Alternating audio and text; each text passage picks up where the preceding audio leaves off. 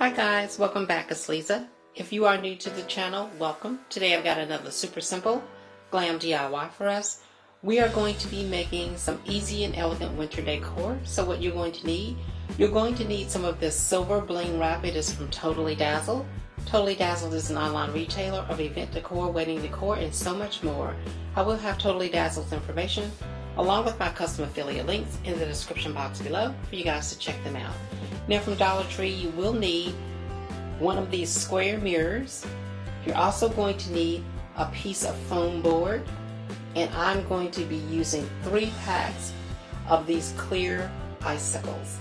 I will be using both hot glue and tacky glue on this project, but if you'd like to make any of the components permanent, please use something like an E6000 or an epoxy bond, and that will help to make it permanent.